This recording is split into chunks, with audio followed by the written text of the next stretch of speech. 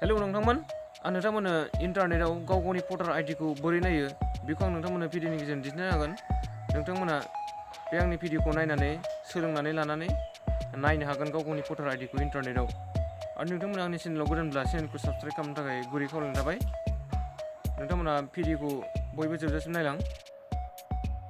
लोगोफोर आं दा भिडिअखौ जागायनोसै। जोङो इन्टारनेटआव गाव गावनि भटार आइडिखौ नायनो थाखाय जोङो फार्स्टआवनो जिखिजाया मोनसे ब्राउजारखौ जोङो अपेन खालामनानै लाग्रोनांगोन। बेनिफ्राय नैबे गोजौआव जोङो NPSP टाइप खालामनानै ग'आव क्लिक खालामनांगोन आरो नैबे ग'आव। दा बेहाय आं NPSP टाइप खालामग्रोनोसै। NPSP बेबायदि टाइप खालामखांनायनि उनावहाय नै बैखौ दाननो नांगोन आरो मोननैखौ नाङा। बेबायदि टाइप खालामखांनायनि उनावहाय नैबे ग'आव क्लिक खालामनांगोन। आं दा ग'आव क्लिक खालामबाय। नोंथांमोना बेबायदि क्लिक खालामनांगोन आरो लडिं जागासिनो दं, अपेन जाथ'वाखै, एसे सम नांगोन।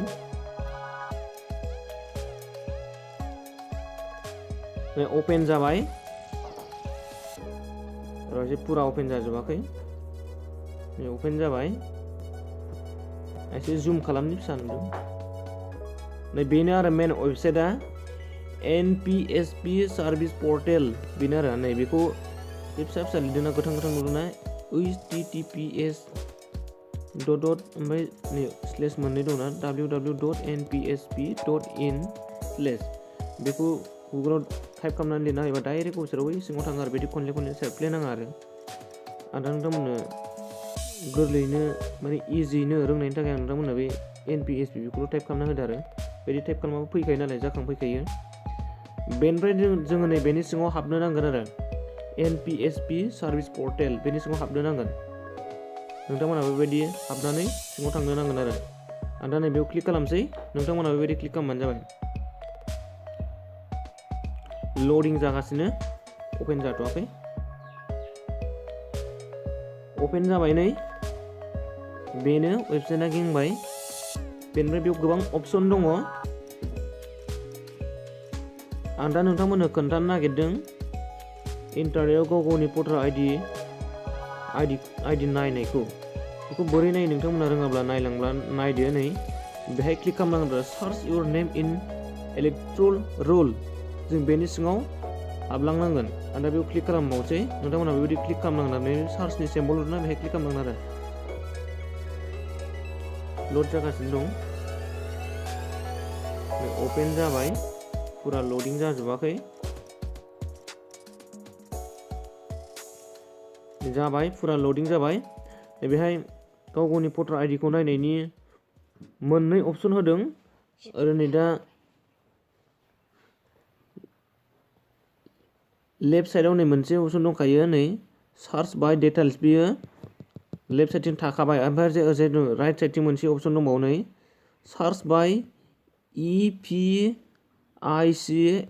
दंना नै बेयो गाव गावनि भटार आइडिनि नाम्बारजों नायनाय आरो भटार आइडि नाम्बारजों नायबानो बेहाय क्लिक खालामग्रोनांगोन आरो ओरैनियाव राइट साइडआव गोजौआव। दा नैबेहाय दंखायो, आं नोंथांमोननो बेखौ खोन्थाग्रोनोसै। नैबेहाय नाम होदोंना नेम, बेहाय गाव गावनि नामखौ लिरनो नांगोन आरो भटार आइडियाव मा नाममोन बेखौ लिरनो नांगोन आरो बेहाय। ओमफ्राय नैबेहाय एज माने गाव गावनि बैसोखौ बेहाय लिरनो नांगोन आरो बेहाय एज नायनाय नांगौ लिरनाय ना सेलेक्ट खालामनाय नायनाय नांगौ। सेलेक्ट खालामनांगोन गाव गावनि बैसोआ बेसेबां बेखौ सेलेक्ट खालामना होबानो जागोन आरो बैसोखौ मोनथियाबा नैबेहाय जन्म तिथिनि बेहाय क्लिक खालामनानै गाव गावनि डेट अफ बार्थखौ बेहाय होनो नांगोन आरो बेनिफ्राय स्टेट गावबागाव स्टेटखौ सेलेक्ट खालामना होदो। आसाम होदो, जों आसामाव थायो नालाय आसाम, आरो सोरबा दिल्लीनिबा दिल्ली होदो, गवाबा गवा होदो। बिदि सेलेक्टल' खालामनांगौ आरो बिनि सिङाव दंखायो, जाखांखायो नैलाय गोबां दङ। जोंनिया स्टेटआ आसाम नालाय आसामाव होनो नांगोन आरो आसामाव थाथ'दोंसै बे दा। बेनिफ्राय नैबेहाय सेलेक्ट डिस्ट्रिक्टनो सायख'नांगौ आरो बेनि सिङाव दङ सेलेक्टआ डिस्ट्रिक्ट, गावबा गावनि डिस्ट्रिक्टआ मा बेखौ सेलेक्ट खालामना होब्लानो जाबाय आरो ओमफ्राय नैबेहाय गावबा गावनि साब डिभिजन आरो फर्थ सेन्टार गोग्लैग्रा बियो गावबा गाव मोनसे माबा आरो एरियानि आरो बेयो जाखांखायो। बिसोरखौ नै फिलआप खालामबानो साबमिट खालामबानो नै बेयो जाखांखायो। अट'मेटिकलि सेरदो, गावबा गावनि एरिया ओंखारखागोन आरो बेनि सिङाव। बेनिफ्राय ओरै होदों नै बेहाय बिफानि नाम नांगोन आरो सोरबा जेनेबा हिन्जावफोरनि माबा बिसिफोरनि नाम नायदोंमोन बेहाय फिसायनि नाम नांगोन आरो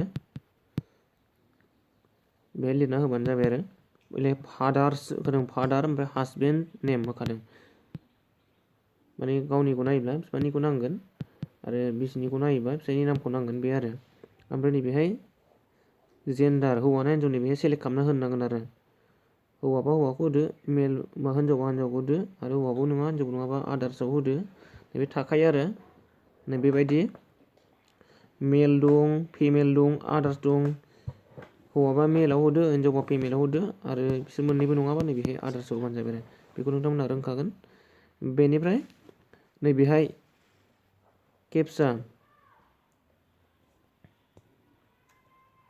केपचाया नै लडिं जायाखै नैहाय आं रिफ्रेस होनांगोन बेयो जाखाङाखै नेटनि प्रब्लेमाव जाखाङाखै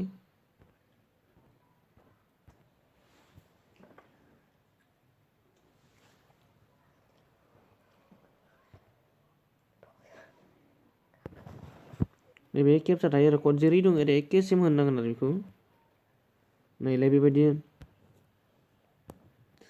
बेबायदि मोनसे केपचा थायो आरो बेखौ जेरै दं ओरैनो एखे सेम बेहाय टाइप खालामना होनो नांगोन आरो ओमफ्राय बेखौ गासिबो फिलआप खालामखांजोबनायनि उनावहाय नैबेहाय सार्च बे सार्चआव क्लिक खालामनांगोन आरो अब्लानो जासिगोन आरो नोंनि भटार आइडिया जाखांफैसिगोन आरो नै बेफोरजों नों गोसोआव गैयाबा गुदु गादा मोनदोंबा नै ओरैजाय भटार आइडिनि नाम्बारजों नायनो हागोन आरो नै ओरैनियाव क्लिक खालामनांगोन आरो नोङो सार्च बाय EPICN नैबेहाय क्लिक खालामग्रोना होनांगोन बेनिफ्राय नैबेहाय गाव गावनि भटार आइडिनि नाम्बारखौ होदो ओमफ्राय बेहाय गावबागाव स्टेटखौ सेलेक्ट खालामना होदो ओमफ्राय नैबेहाय केपचानि जेरै दं ओरै एखे सेम टाइप खालामना होनांगोन आं दा नैबेखौ भटार आइडिनि नाम्बारखौ आङो बेयाव टाइप खालामना होग्रोनोसै FQM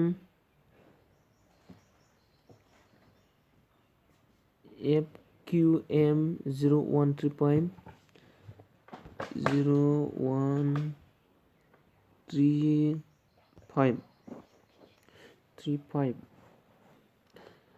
बेनिफ्राय 186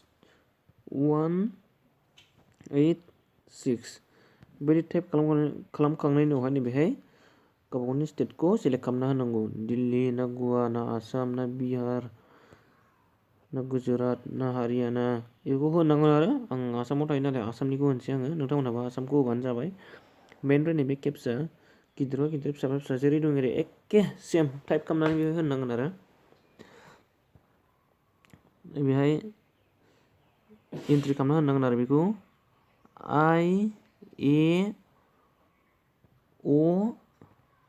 IAOB बिनि उनावहाय IZ बेबायदि लिरखांनायनि उनावहाय टाइप खालामखांनायनि उनावहाय नैबेहाय सार्चआव क्लिक खालामनांगोन आरो आं क्लिक खालामसै दा सार्चआव नोंथांमोना बेबायदि क्लिक खालामबानो जाबाय जायाखै आरो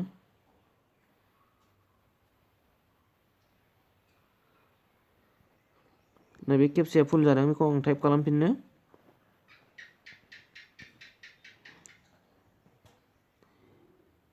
USG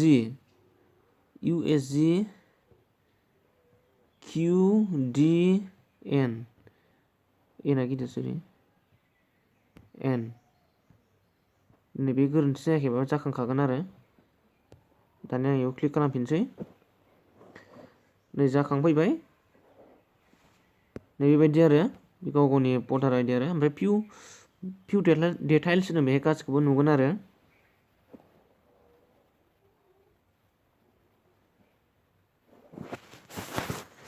लडिं जाजोबाखै लडिं जाजोब्बाय बेनो आरो गावबा गावनि भटार आइडिनि डिटेइल्सफ्रा नोंथांमोनहाबो बेबायदि नायनो हागोन आरो इन्टारनेटआव सोरबा नायनो रोङाब्ला नैबे आंनि भिडिअखौ नायनानै सोलोंब्लानो जाबाय स' नोंथांमोनहा भिडिअखौ मोजां मोनदोंब्ला अन्नानै साबस्क्राइब लाइक शेयार कमेन्ट खालाम भिडिअखौ जोबजासिम नायनायनि थाखाय नोंथांमोनसिम थेंक इउ स' गाइस